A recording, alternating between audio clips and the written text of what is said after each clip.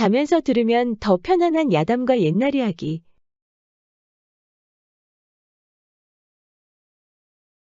예전 강원도에는 버섯 농장을 운영하는 김씨 부인이 있었습니다. 김씨 부인은 양양에서 모르는 사람이 없을 정도로 대부호였지요. 워낙 재산이 많다 보니 김씨 부인에게 돈을 빌리러 오는 사람들도 많았답니다.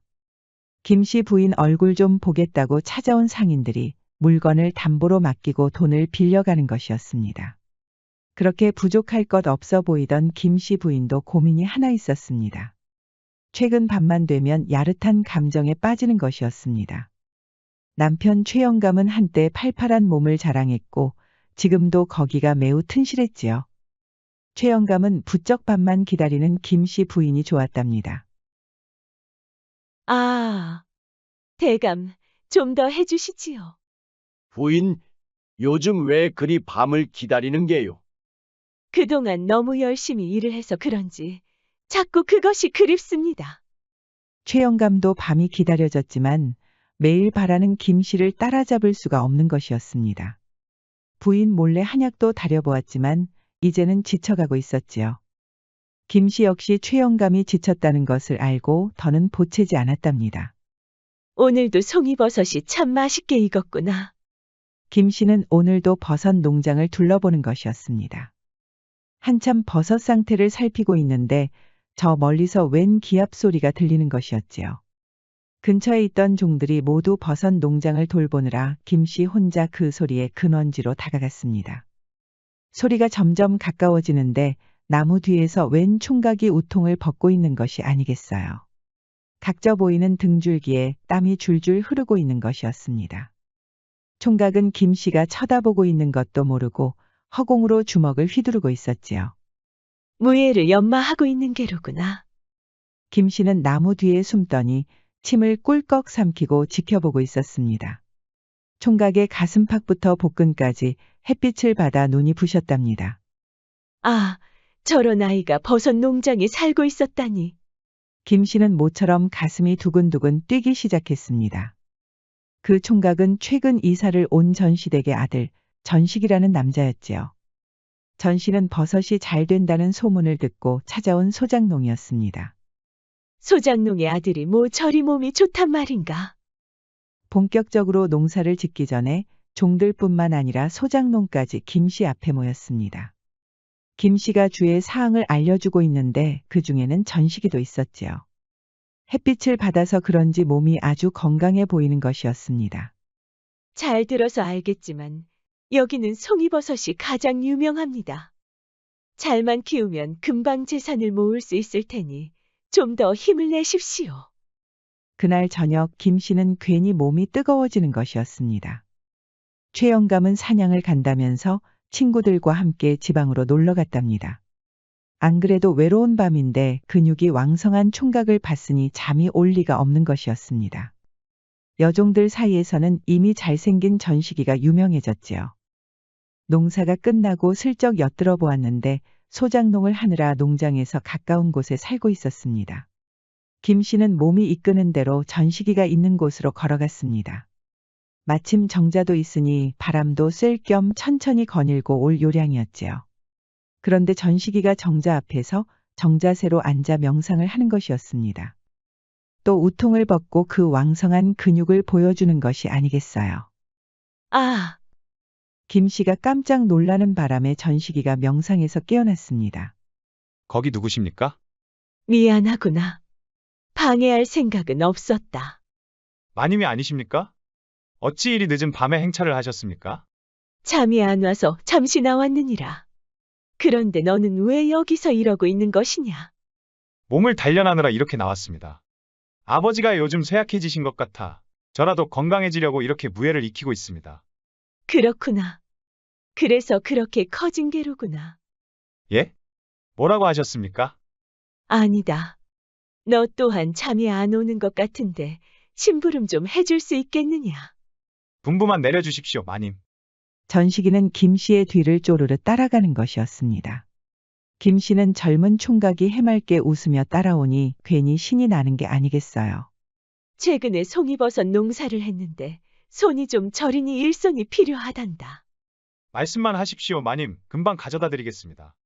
김 씨는 방에 앉아서 전식이가 가져다 주는 송이버섯을 기다리고 있었지요. 전식이가 말한 대로 송이버섯을 금방 따오는 것이었습니다. 그래, 이제 송이버섯 맛 좀 봐야겠구나. 김 씨는 저고리를 바닥에 내려놓고 좀 더 가벼운 몸으로 앉는 것이었습니다. 전식이는 새삼 김 씨가 선녀처럼 아름다워 보였지요. 멀리서 본 김 씨는 분명히 아름다웠지만 이렇게 가까운 곳에서 보고 있자니 가슴 속에 뜨거운 불길이 올라오는 것이었습니다. 자, 어서 벗겨보자꾸나. 벗겨보라는 말씀입니까, 마님? 그럼 송이버섯을 생으로 먹을 참이냐? 김 씨가 입을 가리며 웃었습니다. 전식이는 얼굴이 홍당무가 돼서 송이버섯을 손질하는 것이었습니다. 손이 참 곱구나. 그동안 무예는 말로만 익힌 것이 아니더냐. 송구스럽습니다, 마님. 농인이 너무 부끄러워 말거라. 전식이는 송이버섯을 손질하는 동안에 김 씨와 눈이 마주치면서 또 한 번 얼굴이 새빨개지는 것이었지요. 왜 그리 머뭇거리는 것이냐? 그렇게 해서 오늘 안에 송이버섯을 먹을 수 있겠느냐? 전식이는 한껏 뜨거워진 몸으로 겨우 송이버섯 손질을 마쳤답니다. 강원도 양양이 자랑하는 송이버섯이니 보기만 해도 군침이 나올 정도로 맛깔스럽게 보이는 것이었습니다. 그래, 이제 송이버섯 겉에까지 깔끔하게 벗겼으니 이제 입맛을 좀 보자꾸나. 김 씨는 가장 크게 재배된 송이버섯 하나를 집어서 입안으로 천천히 넣었지요. 전식이는 그 모습을 유심히 지켜보았습니다. 이것이 그 말로만 듣던 왕버섯이로구나. 자, 이리 오렴. 전식이는 바지를 등불 옆에 놓고 수줍은 미소를 지었지요. 너무 부끄러워하지 말거라. 송이버섯 맛이 워낙 좋으니 나도 기분이 덩달아 좋구나. 전식이는 숨겨놓았던 왕버섯을 꺼내 들었습니다. 김 씨는 입안 깊숙이 넣고 풍미를 느껴보았답니다. 아, 더 깊숙이 넣어보거라. 전식이는 더 뜨겁게 타올랐지요. 이렇게 맛있는 버섯은 처음이로구나. 내가 말하기 전에는 절대 빼지 말거라. 전식이는 김 씨의 그 뜨거운 양다리 사이로 더 깊숙이 들어갔지요. 두 사람은 밤새 진한 애정을 나누었답니다. 전식아, 내 방에서 밤나무에서 나는 향기가 가득한데 너는 어찌 생각하느냐? 마님도 참, 저를 어디까지 몰아세우려고 이러십니까? 여전히 수줍어 하는구나. 이래서 농이나 할 수 있겠느냐? 전식이는 서둘러 옷을 챙겨 김 씨의 방을 나왔답니다. 아버지에게는 또 무예를 익히느라 늦었다고 둘러댔지요. 김 씨는 모처럼 따스한 물까지 흘린 덕분에 아침에 일어났을 때는 아주 홀가분했답니다. 그날 저녁에는 사냥을 갔던 최영감이 돌아왔습니다. 보름은 있다 올 줄 알았던 최영감이 돌아오자 김 씨는 괜히 의기소침했지요. 며칠을 더 전식이를 데리고 그 맛있는 왕버섯을 입안에 넣어 즐기고 싶었는데 말이에요. 부인 기약한 날짜보다 빨리 와서 이상하시오. 아닙니다, 대감. 사냥이 잘 안 되면 빨리 돌아오시는 게 낫지요. 그러자 최영감이 호탕하게 웃는 것이었습니다. 최근 김 씨 때문에 지쳐있던 최영감이었는데 이렇게 기분 좋게 웃은 게 오랜만이었지요. 사실 사냥을 하러 갔다가 아주 묘한 버섯을 봤지 뭐요. 무슨 버섯을 보셨는데 그러십니까? 양양을 벗어났는데도 그렇게 희귀한 버섯은 처음 봤소이다. 듣기로는 이곳 송이버섯보다 열곱절은 더 가치가 있다고 들었소. 김 씨는 믿을 수가 없었지요. 지금까지 이 농장에서 일을 하면서 대보로 성장한 동안에 그런 버섯이 있다는 얘기는 한 번도 들어본 적이 없었으니까요. 김 씨는 최영감이 잘못 본 것이라고 믿고 웃어넘기려고 했지요. 그런데 최영감과 함께 갔던 식솔들도 같은 말을 하는 것이었습니다. 최영감은 다음 날 식솔들뿐만 아니라 소장농을 하는 사람들까지 모두 모았답니다. 이미 들어서 알겠지만 내가 사냥을 하러 갔다가 아주 진귀한 버섯을 보았네. 이곳 버섯보다 열곱절은 더 귀하다고 하니 어찌 탐이 나지 않겠나? 어떤가? 내일 당장 나와 함께 그 버섯을 캐러 가보지 않겠나? 최영감은 함께 버섯을 캐러 갈 지원자를 뽑는 것이었습니다. 하지만 다들 먼저 나서지는 못했답니다. 버섯을 구한다고 해도 모두 최영감의 차지가 될 것이 뻔했으니까요.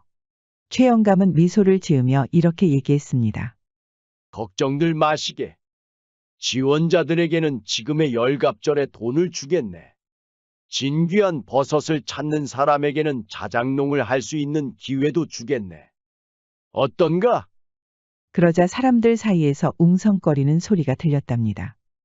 전식이도 자작농의 기회를 준다고 하니 귀가 솔깃했지요. 평생 고생하시는 아버지 때문에라도 지원할 이유는 확실했습니다. 대감마님, 제가 가겠습니다. 전식이가 손을 번쩍 들어올리자 김씨가 화들짝 놀라는 것이었습니다. 아니, 저 녀석이 버섯 농장에나 있을 것이지. 저 양반을 왜 따라간다는 것인가? 최영감은 전식이에게 이리 나와 보라고 손짓을 했습니다. 허허, 이렇게 듬직해 보이는 청년이 있었구먼. 이 가슴 좀 보게. 혹시 무예라도 익히는 겐가? 그렇사옵니다, 대감마님. 이 몸이라면 지치지 않고 어디든 갈 수 있습니다. 김씨는 갑자기 전식이가 건강한 청년이라는 게 원망스러웠지요. 최영감은 김씨를 아주 흐뭇하게 바라보는 것이었습니다. 그렇게 전식이가 포함된 원정대가 꾸려졌습니다. 그날 밤 김씨는 정자 앞에서 전식이와 몰래 만났답니다. 대체 그 위험한 곳에는 왜 간다고 한 것이냐? 마님도 들으셨지 않습니까? 우리 아버지 고생 그만 시키려면 꼭 자작농이 되어야 합니다. 김씨는 전식이가 없으면 외롭다고 했지만 사실 그 왕버섯이 더 그리웠던 것이었지요. 다음 날 아침 최영감은 원정대를 이끌고 그 희귀한 버섯이 있다는 곳으로 떠났답니다. 그런데 얼마 가지 않아 최영감을 따르던 머슴 한 명이 뒤따라왔습니다. 평소에 최영감의 수발 노릇을 하던 머슴이었는데 분위기가 심상치 않았지요. 방금 무엇이라 하였는가? 전식이 그 청년이 부인하고 만났다. 기분 좋게 떠난 최영감은 충격을 받았습니다. 안 그래도 전식이라는 청년 덕분에 많은 버섯들을 캘 수 있다고 믿었는데 부인과 몰래 정을 나눴다는 것이었지요. 용서할 수가 없구나. 저놈을 어떻게 해야 한단 말인가? 그렇게 불편한 동행을 계속하고 있는데 웬 노파가 강물 앞에 쓰러져 있는 것이었습니다. 평소에 효심이 가득한 전식이가 부랴부랴 달려갔지요. 아니 어르신, 여기에 왜 이러고 계십니까? 젊은이, 평소에 아무렇지 않게 강가를 건넜는데 오늘은 갑자기 다리가 말을 안 듣는구려. 딸이 기다리고 있을 텐데 이를 어쩌면 좋은가? 염려하지 마십시오, 어르신. 제가 업어서 데려다 드리겠습니다. 그런데 그때 최영감이 신경질을 부리는 것이 아니겠어요. 이보게, 지금 진귀한 버섯을 구하러 가는 마당에 그게 무슨 한가한 짓이란 말인가? 곧 있으면 자식들이 와서 데려갈 텐데 뭐하러 그런 수고를 한단 말인가? 하지만 대감마님, 다리가 아프신 어르신을 그냥 두고 갈 수는 없지 않겠습니까? 자네 마음대로 하게. 우리는 갈 길 갈 테니 따라오든 데려다주고 그 집에서 아예 눌러 살든 알아서 하란 말일세. 전식이는 최영감이 야속했지만 노파를 업고 집까지 갔답니다. 노파를 친절히 데려다준 전식이는 감사하다는 말도 제대로 듣지 못하고 바로 최영감 일행을 따라갔지요. 그리고 그렇게 기다리던 희귀 버섯이 있다는 곳에 도착했습니다. 그런데 최영감이 말한 그 희귀한 버섯이 통 보이지가 않는 것이었습니다. 사실 최영감이 본 버섯은 딱 하나였고 그 주변에 사는 마을 사람들의 말을 믿고 여기까지 온 것이었습니다. 그렇게 한참 버섯을 찾던 일행은 지칠 대로 지쳐 있었지요. 그때 전식이가 집까지 데려다준 노파가 오는 것이었습니다. 일행이 버섯을 찾으러 왔다고 하자 이렇게 말하는 것이었습니다. 여기는 1년 내내 뒤져도 하나가 나올까 말까 한다오. 찾고 싶으면 배를 타고 저 멀리 있는 섬에 가야 합니다. 하지만 안 가는 게 좋을 것이요. 지금까지 버섯을 구해보겠다고 나선 사람들이 모두 살아서 돌아오지 못했으니까. 옳거니 좋은 생각이 떠올랐구나. 최영감은 바로 전식이를 부르는 것이었습니다. 드디어 자네의 힘을 빌릴 때가 왔구먼. 지금 당장 배를 타고 저 섬으로 가도록 하게. 희귀 버섯들만 캐온다면 약조한 대로 자작농이 될 수 있을 것이야.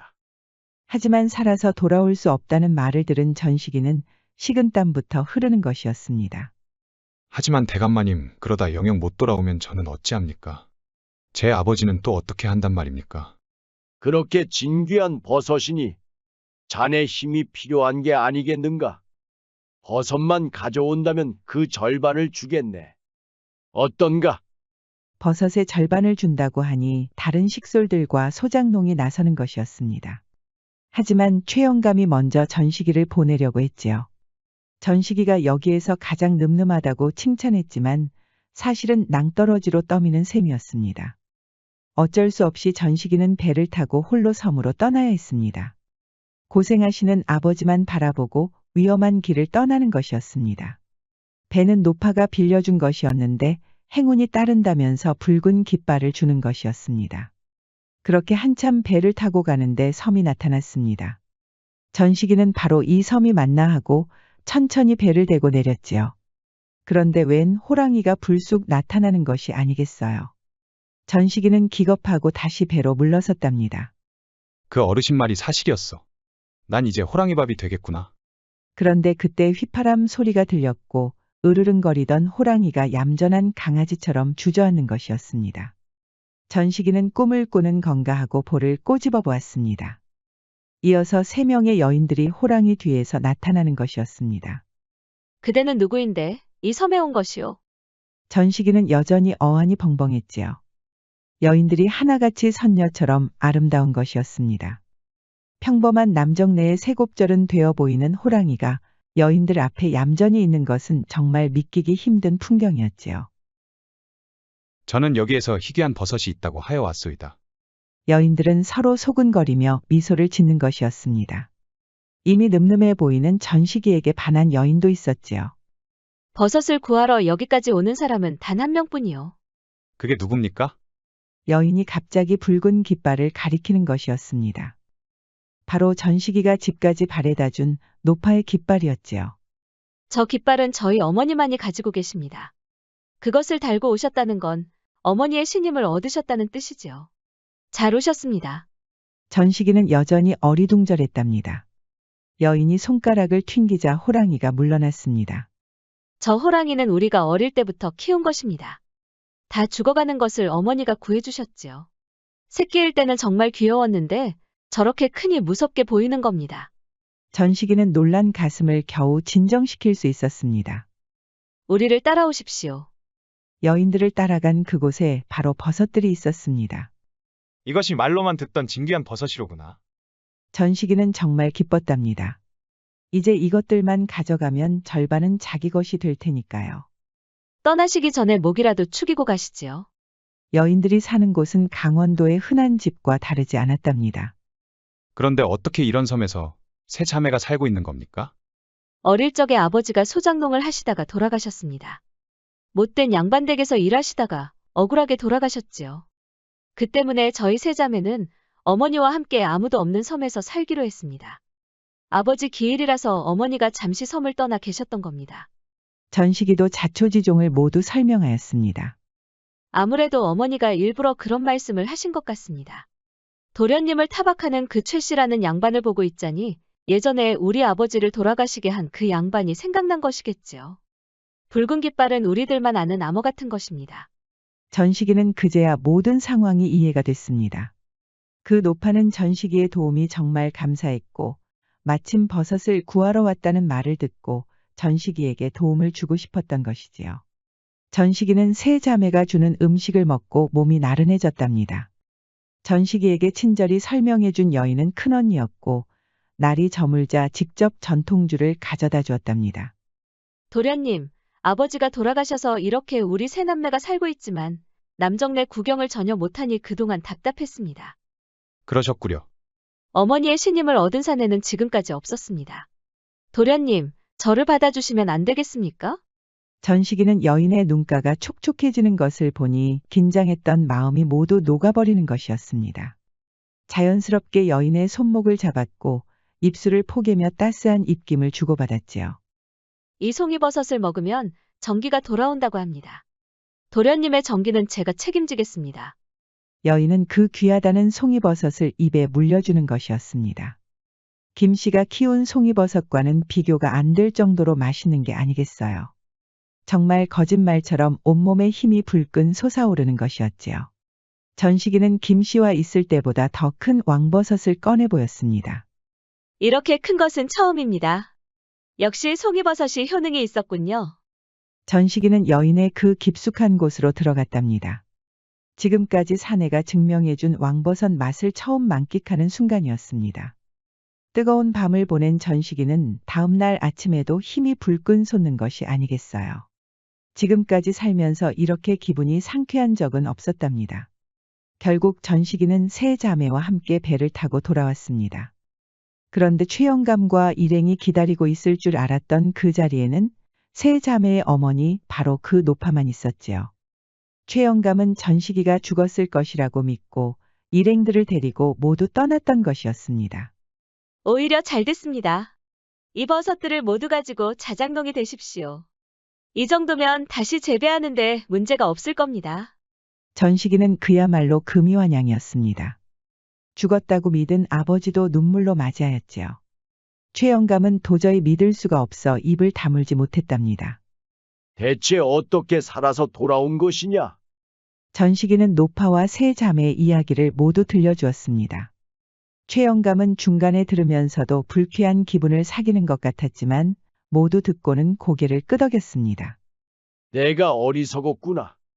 잠시 질투에 눈이 멀어서 너를 죽음으로 몰려고 했구나. 그 버섯은 이제 잊을 테니 모두 가져가고 자작농이 되도록 하거라. 혹시 필요한 것이 있다면 내가 모두 돕겠다. 김씨 부인은 전식이가 돌아와서 기뻤지만 섬에서 여인을 만났다는 소식에 슬피 울었답니다. 하지만 생각해보면 모두 헛된 욕망이었지요. 최영감이 아량을 베푸는 모습을 보고 있자니 자신의 어리석음을 다시 한번 깨달았답니다. 전식이는 비록 김씨 부인과 부적절한 만남을 가졌지만 효심만은 잃지 않았습니다. 전식이를 보고 있으면 효도와 공경은 인의 근본이라는 효제인 지본이 떠오르네요.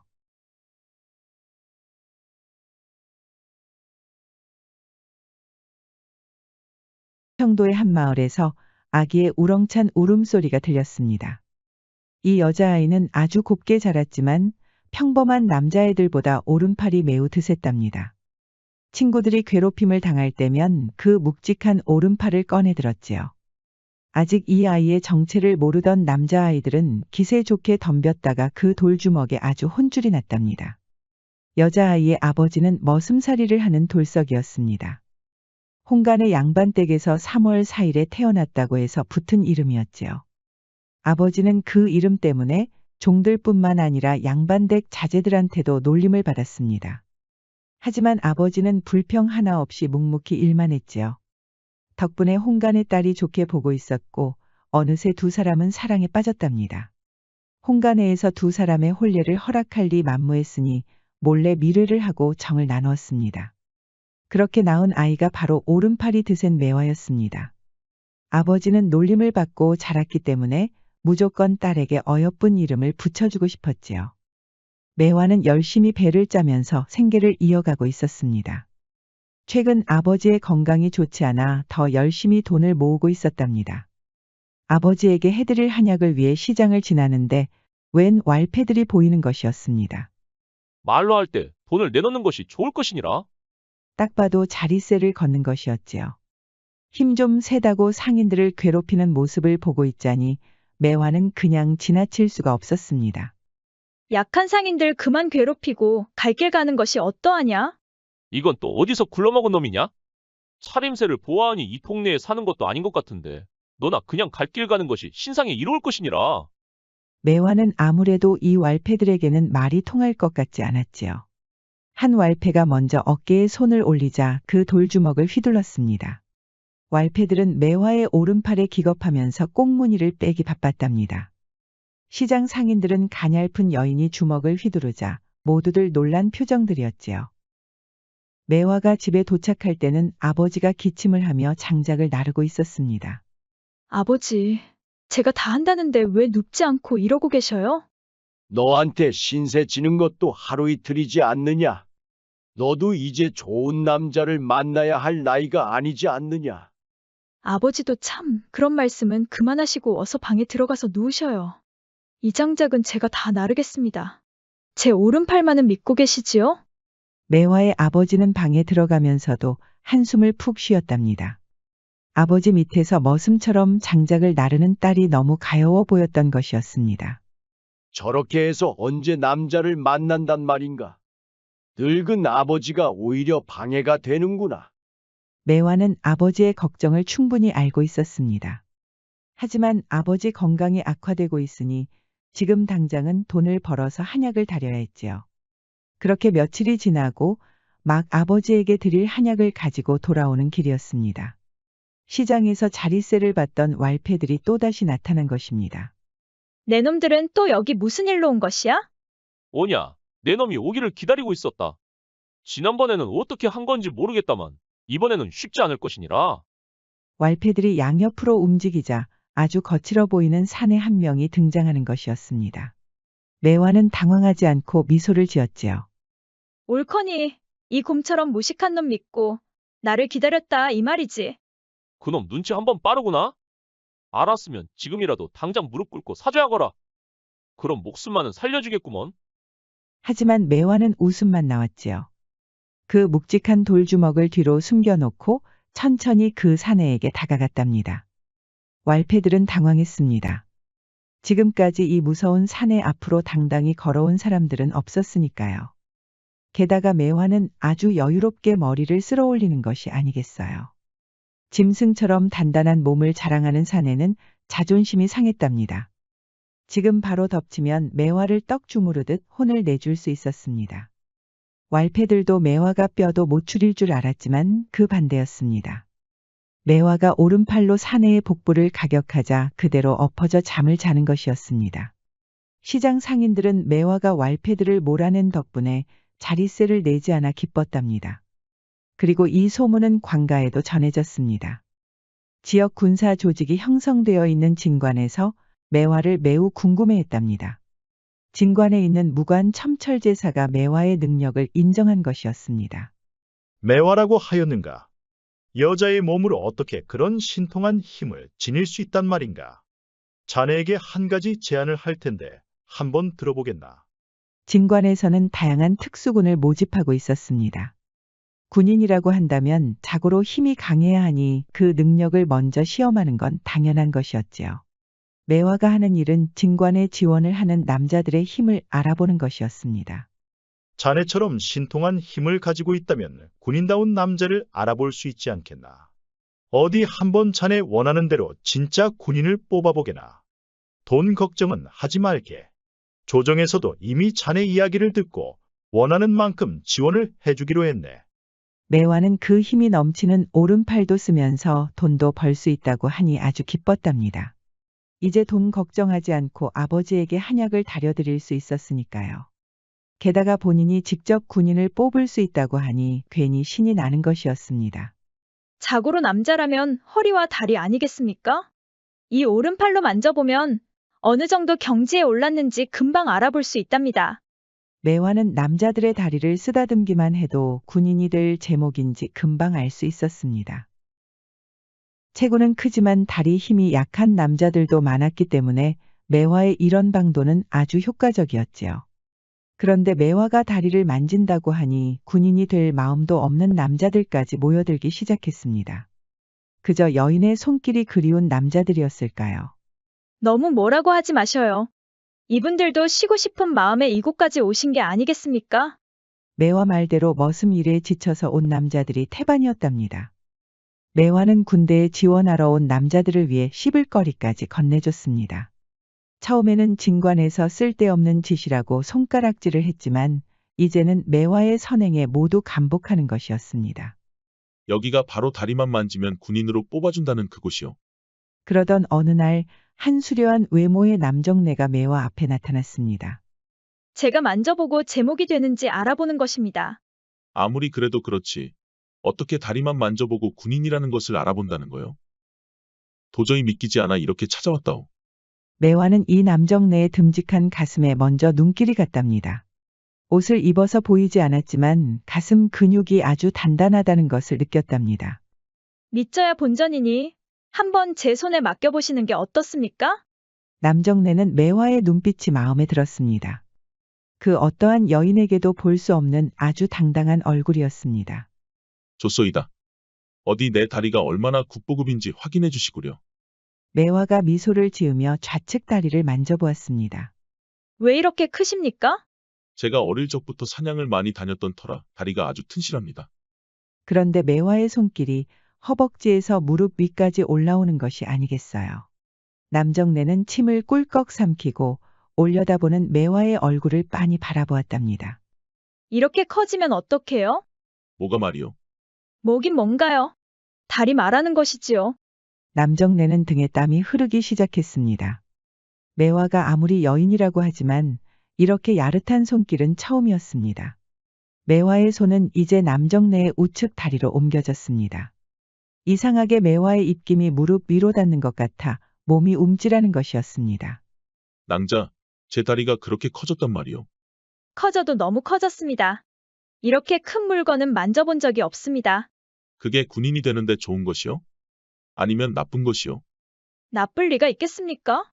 그런데 제가 만질수록 더 커지는 것 같아 불안합니다. 자꾸 커지면 어떡해요? 남정네는 더는 참을 수 없었습니다. 매화의 손을 덥석 잡아보았더니 웬 선녀와 마주보고 있는 것이 아니겠어요. 남정네는 홀린 것처럼 매화와 입술을 포겠답니다. 매화 역시 거부하지 않고 남정네의 든든한 가슴을 받아주었지요. 시험을 보려고 줄을 선 남자들은 아무것도 몰랐고 두 사람은 아주 뜨거운 시간을 보냈답니다. 내 이름은 덕성이라고 하오. 어머니가 평생 덕을 쌓으라고 해서 붙여준 이름입니다. 초면에 너무 신뢰가 많았구려. 도련님은 크게 될 뿐이옵니다. 첫인상부터 알아보았지요. 덕성은 바로 특수병이 될 수 있었습니다. 매화가 평가한 군인들 중에 가장 능력이 좋았지요. 그동안 조정에서는 매화를 가지고 언쟁이 있었습니다. 매화는 당연히 군인이 될 제목들을 잘 선택했고 진과는 그 어느 때보다 사기가 올라 있었습니다. 하지만 어디서 온지도 모르는 천한 여인이 군인들을 뽑는다고 하니 괜히 자존심만 센 양반들이 가만히 있지 않았던 겁니다. 그 중에 윤 씨가 가장 앞장서고 있었지요. 사실 매화 자리에는 윤 씨의 뒤를 봐주던 남자가 가야 했습니다. 윤 씨는 그동안 평생 수발 노릇을 하던 동생과 함께 공금을 몰래 빼돌리고 있었습니다. 윤 씨의 동생이 공금을 빼돌리면서 온갖 더러운 짓을 했기 때문에 그 대가로 군인을 양성하는 보직을 맡기로 한 것이었습니다. 윤 씨는 진관 주변으로 뇌물을 보내기도 하고 회유도 해보았지만 매화의 신임은 매우 두터웠답니다. 오늘도 매화는 열심히 군인들과 훈련을 하던 중이었습니다. 이제 막 훈련을 마치고 공놀이를 하려는데 갑자기 덕성이 찾아온 것이었습니다. 조정에서 낭자가 아주 유명해졌소이다. 윤 씨라는 양반이 여기저기 뇌물까지 주면서 낭자를 내쫓으려고 한다는 소리를 어렵게 들었소. 자초지종을 들은 매화는 어이가 없었지요. 공금을 빼돌린 것도 문제지만 그 정도로 부패하다면 군인을 양성할 능력도 없다는 것이 확실하니까요. 그럼 제가 어찌하면 좋겠습니까? 다행히 낭자의 능력을 알아봐주는 사람들이 많으니 당장은 건드리지 못할 겁니다. 다만 그 윤 씨라는 자가 자객이라도 보내는 건 아닌지 걱정이 됩니다. 자객이라면 이 오른팔 하나로 끝장을 내면 됩니다. 물론 낭자의 오른팔을 믿지만 그것만으로는 안 될 것 같습니다. 왜 그러시지요? 혹시 더 좋은 수가 있으신가요? 덕성의 계획을 들은 매화는 회심의 미소를 지었답니다. 다음 날 아침 일찍 일어난 매화는 고향에 잠시 내려간다고 말해놓고 시장으로 향했지요. 예전 한약을 자주 다리던 그 시장이었습니다. 매화가 시장 주변을 한참 돌고 있는데 낯익은 남자 한 명이 보이는 것이었습니다. 좋은 말 할 때 자릿세 내놓거라. 말 안 들었다가 나중에는 목숨을 구걸하게 될 것이니라. 시장 상인들에게 자릿세를 걷다가 매화에게 혼쭐이 났던 그 왈패였지요. 내가 얼마 전까지만 해도 돌주먹을 휘두르는 이상한 여자 때문에 이 근처에 얼씬도 못했지. 이제 다시 내 세상이니라. 오랜만이구나. 그런데 내가 없는 사이에 또 자릿세나 받아먹고 살고 있느냐? 매화가 나타나니 왈패들이 기겁하는 것이 아니겠어요. 대부분 꽁무니를 빼는 동안에 직접 자릿세를 받던 왈패가 매화에게 붙잡혔습니다. 언제까지 힘없는 상인들 돈이나 빼먹으면서 살 것이냐? 그럼 뭘 어쩌라는 거요? 우리가 무슨 기술이 있어? 아니면 저 높으신 분들처럼 양반 가문이기나 하오? 내 말만 잘 들으면 너희들 모두 녹을 받는 영광을 주겠다. 어떻게 할래? 그 뒤로 보름이 지났습니다. 윤 씨는 기필코 매화를 암살하기 위해 이를 갈고 있었습니다. 검 꽤나 쓴다는 자객들을 한두 명씩 모으고 있었지요. 그렇게 약속대로 자객들을 출발시키려고 하는데 놀라운 소식이 전해졌습니다. 윤 씨는 기별을 받고 곧장 매화가 있는 진관으로 향했습니다. 기계가 있는 군인들이 일렬로 서 있는데 아주 장관이었답니다. 그런데 그 가운데에 매화가 있는 것이 아니겠어요. 매화는 장군이라도 된 것처럼 말을 타고 군사들을 호령하는 것이었습니다. 윤 씨는 직접 두 눈으로 보고도 믿기지 않았답니다. 덕성은 매화가 더 높은 지위로 올라가야 한다고 조언을 한 것이었습니다. 왈패들 문제는 어제 오늘 이야기가 아니었습니다. 조정에서도 자릿세를 받고 도망치는 왈패들 때문에 늘 골치였지요. 하지만 그럴 때마다 벼슬아치들의 탁상 공론만 반복됐고 시장 상인들만 늘 고통을 받았던 것이었습니다. 왈패들의 수가 너무 많으니 차라리 그들을 포섭해서 좋은 일에 쓰자는 것이 덕성의 조언이었던 것이었습니다. 도련님 말씀대로 했으니 그 윤씨라는 남자는 이제 함부로 나서지 못하겠지요. 이것으로도 부족합니다. 지금부터가 진짜 시작입니다. 매화는 포섭한 왈패들을 모아서 상권을 장악하고 있는 다른 지역 왈패들까지 모두 소탕했습니다. 그럴 때마다 상인들은 환호했고 매화를 따르는 군사들은 그 수가 날로 늘어가고 있었지요. 이제 충청도에서 매화를 모르는 사람이 없을 정도였답니다. 윤 씨가 더는 손을 쓸 수가 없을 정도로 매화가 유명해진 것이었습니다. 드디어 매화는 마지막 왈패들을 잡으러 떠났습니다. 이 고을에서는 왈패들이 꽤 유명해서 쉬운 싸움은 아니었지요. 마침 왈패들이 상인들을 붙잡아 몽둥이를 휘두르고 있을 때 매화와 군사들이 나섰습니다. 이 왈패들도 덩치가 곰처럼 커다란 사내 한 명을 믿고 자릿세를 받아가고 있었습니다. 옳거니 내 놈도 조만간 형님의 돌주먹에 픽 쓰러질 놈이로구나. 좋은 꿈 꾸거라. 결국 매화가 나서서 곰과 같은 사내를 쓰러뜨렸습니다. 이렇게 마지막 왈패들까지 소탕한 매화는 진관으로 금이환양을 하였지요. 그런데 아무리 군사들을 호령한다고 해도 벼슬아치를 넘어설 수는 없는 것이었습니다. 지역 사또까지 출동해서 매화를 관가로 끌고 가겠다는 것이었습니다. 결국 계속 뇌물을 건네고 회유를 하던 윤 씨의 계략이 통한 것이었지요. 옥에 갇힌 매화는 삶이 무상하다는 것을 깨달았습니다. 그렇게 나라를 위해 열심히 왈패들을 잡았는데도 돌아오는 건 반역이라는 죄였으니까요. 매화의 죄명은 역모였습니다. 충청도 군사들을 모두 모아서 반역을 꿈꾸고 있다는 황당한 이야기였지요. 그동안 매화를 따르던 군사들도 윤 씨의 계략이라는 것을 알고 있었습니다. 뒤늦게 소식을 접한 덕성은 조정 사람들을 설득해 보려고 했지만 쉽지 않았습니다. 이미 윤 씨의 뇌물을 받은 벼슬아치들이 입을 맞춰 놓았던 것이었습니다. 덕성은 그날 이후로 식음도 전폐하고 매화를 걱정했답니다. 역모는 너무나 큰 죄였기 때문에 어쩌면 목숨을 잃을 수도 있으니까요. 부모님은 덕성이 괴로운 것은 알고 있었지만 손님 맞이는 해야 했습니다. 덕성의 아버지가 과거에 급제하는데 큰 힘을 보태준 분들이었습니다. 덕성은 손님들과 다과 앞에서 결국 매화 얘기를 꺼냈습니다. 부모님은 신뢰가 되는 짓이라고 꾸짖었지만 손님으로 온 두 부부는 덕성의 이야기를 궁금해하는 것이었습니다. 그런데 매화의 이야기를 계속 듣던 중에 두 부부의 눈빛이 심하게 흔들리는 것이었습니다. 아내로 온 여인은 갑자기 눈물을 글썽이는 것이 아니겠어요. 마님, 왜 그렇게 슬피 우십니까? 매화가 그렇게 가여우십니까? 혹시 그 아이에게 특별한 능력이라도 있습니까? 예, 맞습니다. 돌처럼 아주 단단한 주먹 덕분에 군인들을 직접 양성까지 했습니다. 혹시 그 주먹은 오른팔이요? 어떻게 그것을 아십니까?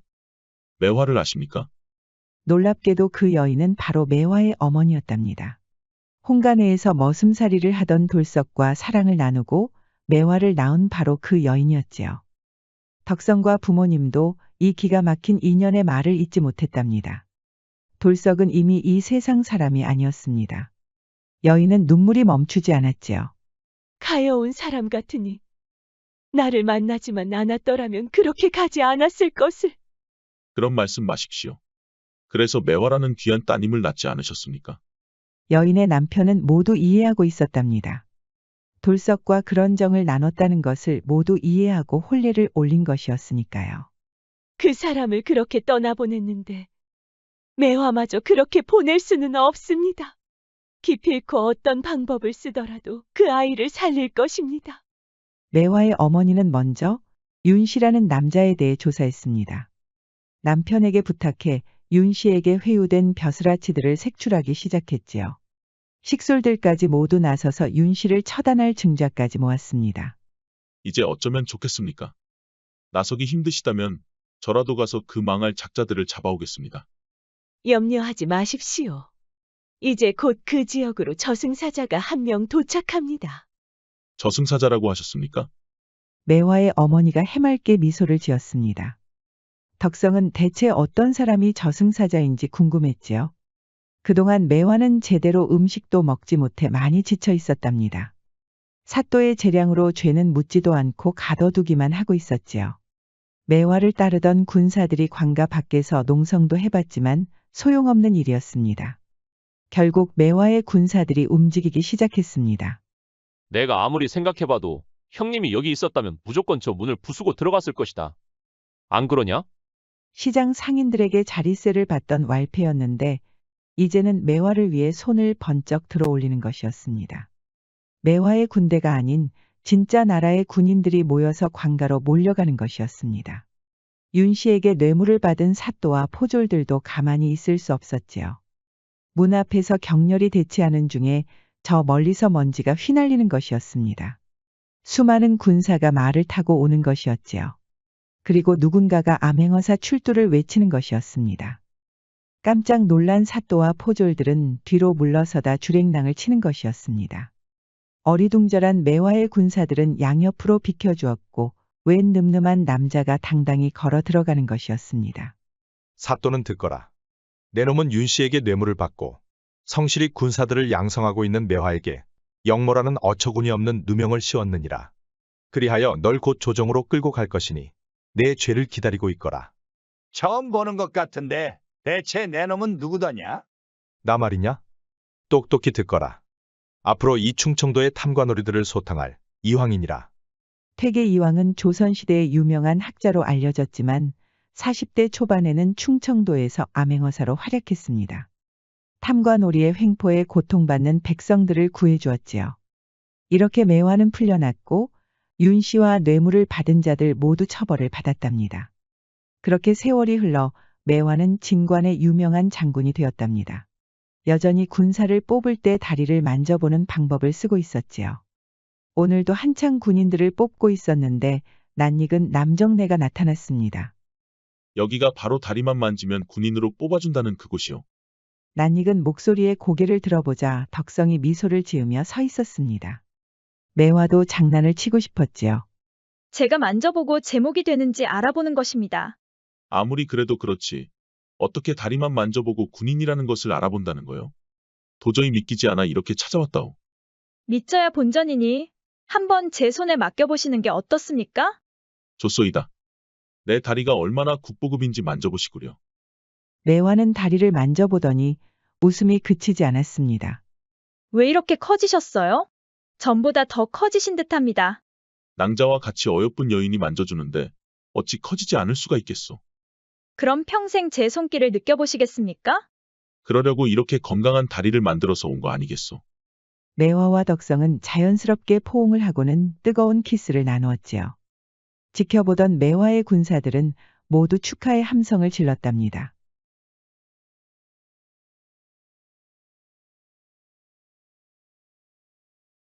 한양을 나서서 한창 걷고 있는 젊은 유생이 있었습니다. 유복이는 과거 시험을 보러 가기 전에 중마고우였던 친구를 만나러 가는 길이었지요. 한양을 벗어나 숲이 우거진 곳을 지나는데 갑자기 소나기가 내리는 것이었습니다. 당황한 유복이는 미리 준비한 슈룹을 쓰고 서둘러 숲을 빠져나왔답니다. 비가 거세지면서 슈룹이 불안하게 흔들리는데 저 멀리서 희미한 여인의 목소리가 들리는 것이었습니다. 유복이는 비소리 때문에 잘못 들었나 했지만 고개를 들어보니 초가집에 있는 한 여인이 손을 흔드는 것이었습니다. 비를 쫄딱 맞으셨군요. 여기서 잠시 쉬었다 가시지요. 유복이는 여인이 너무나 고마워 초가집에 들어서자마자 고개를 숙였답니다. 그런데 여인 역시 흠뻑 젖은 것이 아니겠어요. 저고리가 젖어서 맨살과 달라붙어 보이는 것이었습니다. 그 때문에 여인의 상체가 그대로 드러났고 수줍은 유복이는 얼굴이 홍당무가 돼서 얼른 고개를 돌렸답니다. 방 안에 들어가서 앉아 있는데 여인이 따뜻한 차를 내주는 것이었습니다. 여기는 외진 곳이라서 비가 오면 머물고 갈 곳이 없습니다. 정말 고맙소이다 낭자. 그런데 집이 많이 허름해서 손을 좀 봐야겠습니다. 유복이가 말한 대로 비가 새고 있었지요. 빗물 떨어지는 소리가 워낙 커서 유복이는 여인과의 대화에 집중할 수 없을 정도였답니다. 누추해서 정말 송구합니다. 그래도 소나기는 피할 수 있을 테니 좀 더 머물다 가시지요. 유복이는 다시 한번 긴장했습니다. 여인이 젖은 옷을 그대로 입고 들어온 것이었지요. 아까는 내색을 하지 않았지만 이번에는 목선부터 양어깨까지 그대로 보이니 당황할 수밖에 없었답니다. 유복이는 다시 얼굴이 빨개져서 고개를 들 수가 없었지요. 송구합니다. 이런 집에 살다 보니 젖는 일이 많습니다. 이해합니다. 저는 신경 쓰지 마십시오. 하지만 신경 쓰일 수밖에 없었지요. 사실 가슴을 모두 풀어헤치고 눈앞에 앉아 있는 것이나 마찬가지니까요. 유복이는 점점 얼굴이 달아오르는 것이었습니다. 어디 불편하십니까? 유복이가 괜찮다고 대답하려는데 여인이 젖은 머리를 뒤로 쓸어넘기는 것이 아니겠어요. 그러자 여인의 쇄골이 얼마나 아름다운지 실감할 수 있었답니다. 게다가 가슴 위까지 내려오는 곡선도 어찌나 예쁜지 유복이는 잠시 넋을 잃고 쳐다보는 것이었습니다. 결국 유복이는 여인의 손목을 잡았답니다. 여인은 그제야 부끄러웠는지 새빨간 얼굴을 하고는 두리번거렸지요. 젖은 옷은 그대로 입고 있으면 곧불에 걸릴 수 있답니다. 유복이는 곧불에 걸리면 안 된다는 핑계를 대더니 여인이 입었던 저고리를 가져와 등불 옆에 두는 것이었습니다. 여인은 부끄러워서 상체를 감싸 안았고 유복이가 따스하게 안아주었지요.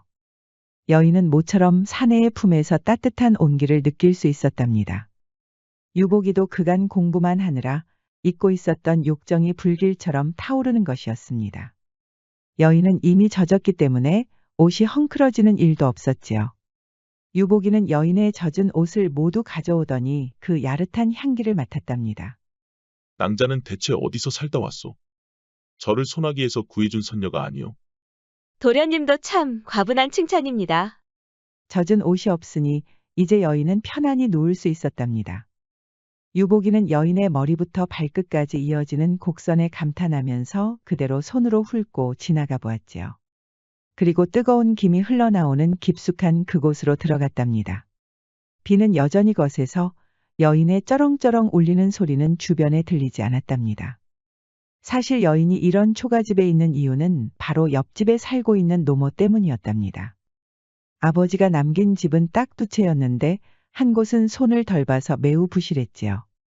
여인은 남편이나 형제도 없어서 이 초가집을 수리할 엄두를 내지 못하고 있었습니다. 노모를 비가 새지 않는 집에 살게 하고 자신은 이 부실한 집에서 살고 있었답니다. 내가 당장 이 초가집을 손봐드리겠소. 유복이가 여인을 안으며 약속했습니다. 그때 노모가 찾아오는 것이었습니다. 숙화야, 이 낭군은 어디서 오신 누구시냐? 어머니, 곧 과거에 급제할 유복이라는 분이옵니다. 소나기를 피해서 잠시 머문 것이옵니다. 유복이는 다음 날 아침에야 여인의 이름이 숙화라는 것을 알았답니다. 과거를 곧 급제할 것이라고 하니 숙화가 얼마나 사랑스러워 보이겠어요. 유복이는 숙화의 노모에게 절을 하고는 과거를 급제하고 꼭 돌아오겠다고 약속했습니다. 숙화는 유복이를 떠나보내며 눈물을 흘렸지요. 친구를 만나고 한양으로 돌아온 유복이는 약속대로 열심히 공부를 했답니다. 결국 과거에 급제했고 지역 암행어사가 될 수 있는 자격까지 주어졌습니다. 유복이는 이 기쁜 소식을 전하고 싶었지요. 친구들의 축하도 모두 마다하고 바로 숙화가 있는 초가집으로 향했습니다. 그런데 한창 숲을 지나가는데 웬 여인이 쓰러져 있는 것이 아니겠어요. 머리가 헝클어져서 얼굴을 바로 알아보지 못했지만 주저하지 않고 얼른 등에 업어 의원이 있는 곳으로 뛰었답니다. 유복이는 마음이 급했습니다. 여인의 몸이 온기 하나 없이 차갑게 식어 있는 것이었습니다. 한참을 달려 마을에 도착한 유복이는 바로 의원이 있는 곳을 알려달라고 소리를 쳤습니다. 그렇게 의원 앞에 누운 여인을 보는데 바로 숙화가 아니겠어요. 아니 낭자, 이게 대체 어떻게 된 일이오? 유복이는 숙화의 차가운 손을 잡고 눈물을 글썽거렸습니다. 진맥을 본 의원은 이렇게 말했답니다.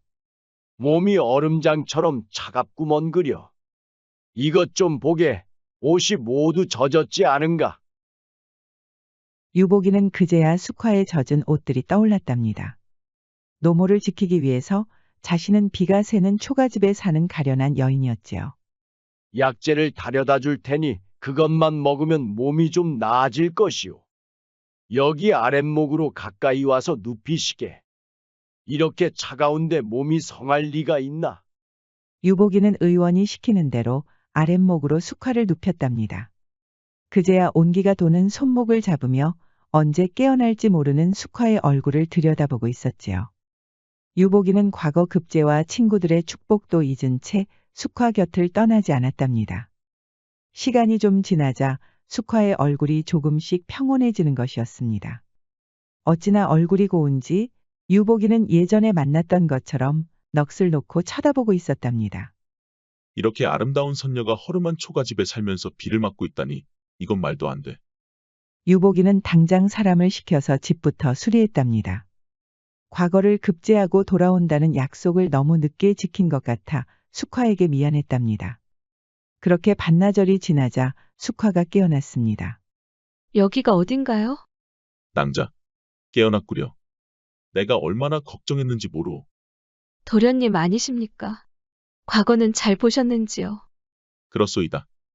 모두 낭자 덕분이 아니겠소. 숙화는 아직 기력을 회복하지 못했답니다. 유복이를 다시 만나 기뻤지만 워낙 몸이 쇠약해져서 웃을 힘도 없었던 것이었습니다. 유복이는 다시 사람을 시켜서 영양 많은 음식들을 가득 가져왔답니다. 의원에게도 기력을 회복할 수 있는 한약을 마음껏 따르게 했지요. 덕분에 숙화는 보름 안에 기운을 차렸답니다. 저희 어머니에게 빨리 가봐야 하옵니다. 염려하지 마시오. 내가 이미 어머님을 찾아뵙고 잘 말씀드렸소이다. 유복이는 노모를 의원이 있는 집까지 데려다 주었답니다. 이렇게 고마울 때가 있나. 약속을 지켜준 것만으로도 감사한데 이렇게 내 딸의 목숨까지 살려주셨구려. 유복이는 당장이라도 숙화를 데려가고 싶었답니다. 하지만 아직 암행어사가 아니기 때문에 섣불리 숙화와 혼례를 올릴 수는 없었습니다. 특히 유복이 아버지가 알부자로 소문난 황간회에 장가가길 바라고 있어서 아직 시간이 필요했던 것이었지요. 도련님, 집을 수리해 주신 것만으로도 전 감사할 따름입니다.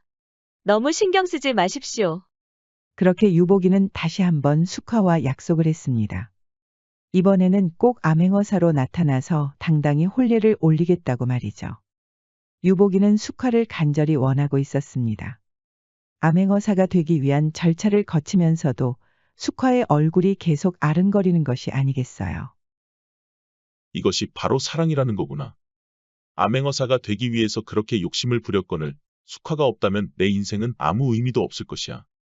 유복이는 숙화가 보고 싶을 때면 책을 읽거나 사냥을 하면서 잊어보려고 노력했답니다. 사내로서 성공하기 위해 당분간 숙화를 잊어야 했지만 좀처럼 쉽지 않았답니다. 결국 유복이는 암행어사가 됐습니다. 지역을 찾아가 암행어사 통보만 하면 모든 포졸들이 유복이를 따를 것입니다. 숙화가 너무 보고 싶구나. 초가집은 잘 있을 테니 문제없이 살고 있을 거야. 유복이는 당장 말을 빌려서 숙화가 있는 초가집으로 향하는 것이었습니다. 그런데 초가집은 텅 비었고 사람의 기척조차 없는 것이었습니다. 마침 숙화의 약재를 다려주었던 의원이 지나가고 있었지요. 이 사람아, 왜 이제야 왔는가? 의원이 바로 타박부터 하니 유복이는 불길한 기분이 들었지요. 무슨 일이 있었던 겁니까, 어르신? 말도 마시게. 숙화가 어머니 병치레를 한답시고 여기저기서 돈을 빌린 모양이야. 웬 왈자 녀석들이 숙화 집을 어지럽히더니 저기 좀 보게. 의원이 말한 대로 숙화의 초가집이 엉망이 되어 있었습니다. 다급해진 유복이는 바로 숙화가 어디 있는지 물었지요. 그건 나도 모르네. 아마 그 왈자들이 돈을 빌린 놈들 같은데 숙화가 갚지 못하자 그런 파렴치한 짓을 한 게 아니겠나. 안타깝게도 숙화의 노모는 이미 이 세상 사람이 아니었답니다. 유복이는 너무 놀라서 초가집 주변을 뛰어다녔지만 숙화를 찾을 수가 없었지요. 암행어사가 된다면 포졸들을 동원해 숙화를 찾을 수 있겠지만 아직 목숨이 붙어 있는지도 모르는 상황이니 한시가 급했답니다. 유복이는 말을 타고 초가집 근방을 계속 찾아다녔지만 허사였습니다. 숙화를 못 찾은 유복이는 허기가 진 것도 모르고 그 주변을 떠나지 못했답니다. 유복이는 결국 탈진이 올 정도로 무리했다가 다음날 의원 앞에서 쓰러져 버렸지요. 이보시게, 아무리 사랑도 좋다고 하지만 몸이 상해서야 되겠나. 일단 기운부터 차리고 숙화를 찾아보시게. 유복이는 아무 말도 하지 못하고 눈물만 흘렸답니다. 그렇게 세월이 흘렀고 유복이는 암행어사의 자리에 올랐습니다. 숙화부터 찾아보려고 했지만 탐과 놀이들을 잡아내느라 눈코 뜰 사이 없이 바빴답니다. 이래가지고 언제 숙화를 찾을 수 있겠는가? 상상도 하기 싫지만 만약 죽었더라도 그 시신이라도 찾고 싶구나. 잠이 오지 않던 유복이는 얼른 고개를 흔들었습니다. 숙화를 사랑하는 마음이 떠나지 않고 있으니 반드시 살아있을 것이라고 믿었지요. 그러던 어느 날 상권을 장악하고 노비들의 돈을 떼어먹는 탐관오리 백씨라는 남자가 걸려들었습니다. 유복이는 포졸들에게 보고를 받고 바로 백씨의 주변을 조사하기 시작했지요. 그런데 이 백씨라는 남자는 생각보다 아주 나쁜 인간이었습니다. 얼굴이 반반한 여종들을 골라서 부패한 양반댁에 팔아버리는 것이었지요. 유복이는 모처럼 승부욕이 불타올랐답니다. 당장 이 부패한 탐관오리 면상부터 좀 봐야겠다. 유복이는 동태를 살필 겸 백씨가 장악했다는 시장 주변을 맴돌고 있었습니다. 그런데 한창 장사를 하는 와중에 시끌벅적한 소리가 들리는 것이었습니다. 알고 보니 놀이개를 팔러 다니는 여인과 장사꾼이 시비가 붙은 것이었지요. 장사꾼이라고 하지만 아무리 봐도 왈자들 같았습니다.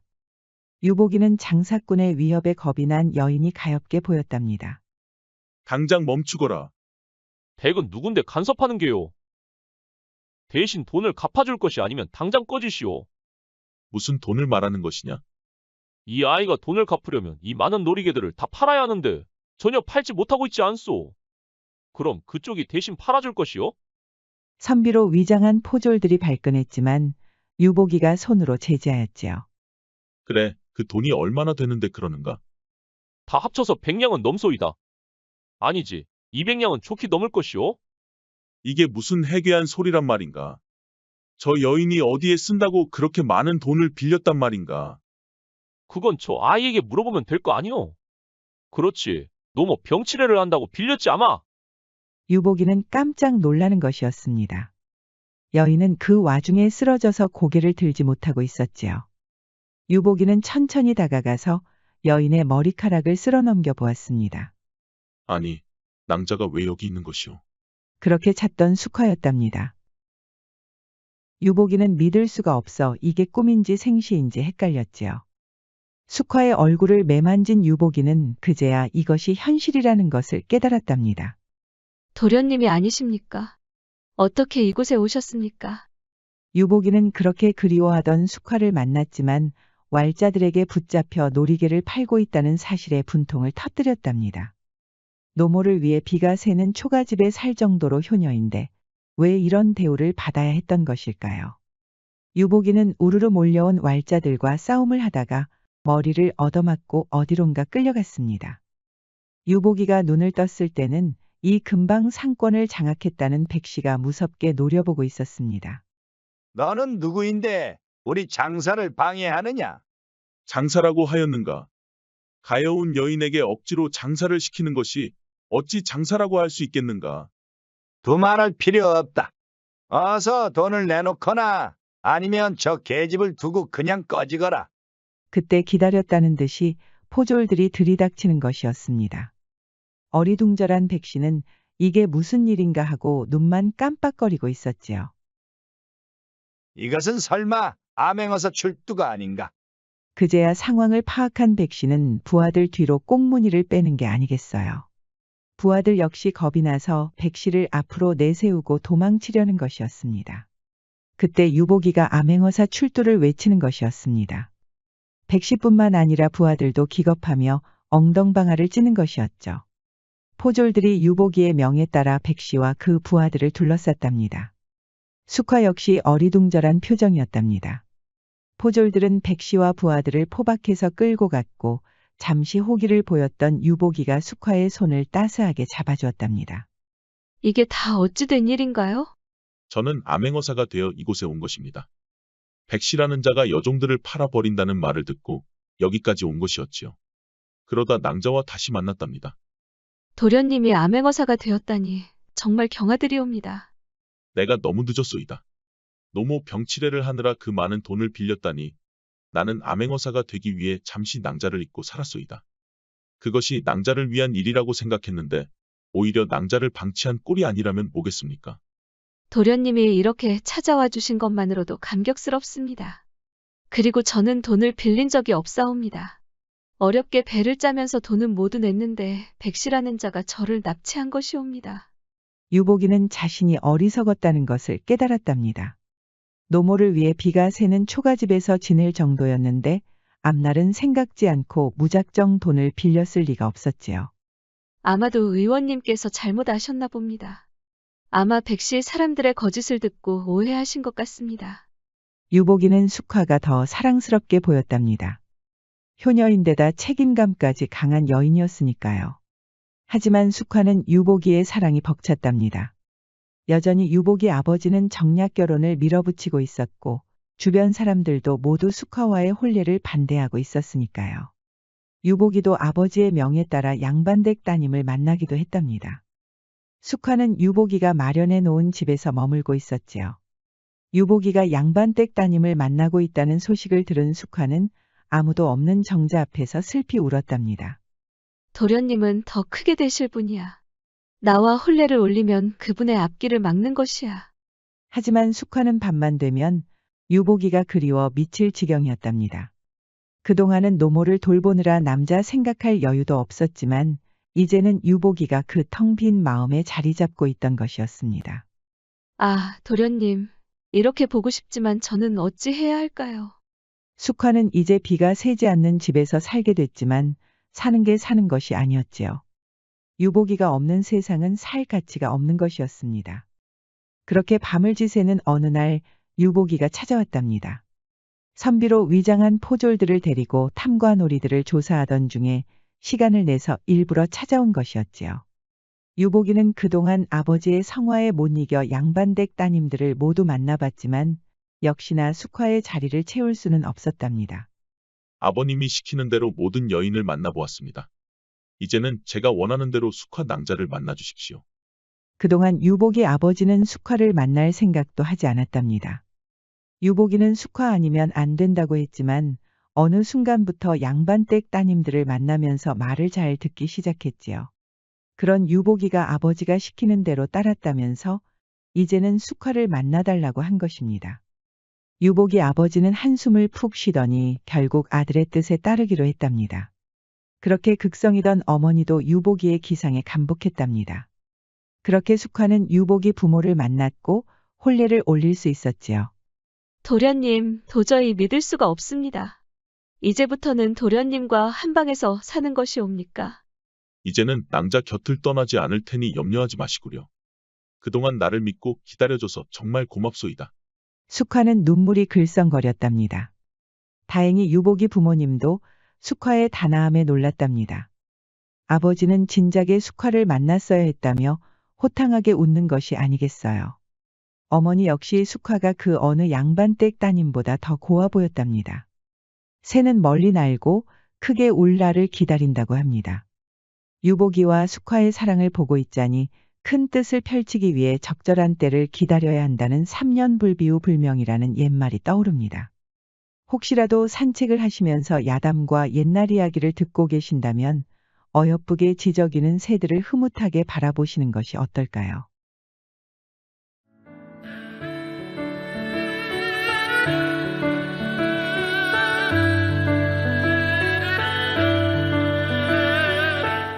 야담과 옛날 이야기는 앞으로도 재미있는 이야기가 많이 준비되어 있습니다. 다른 영상도 재미있게 봐주시고 구독과 좋아요, 알림 설정도 잊지 말고 꼭 눌러주세요. 그럼 여러분 모두 오늘도 행복하고 즐거운 시간 보내세요.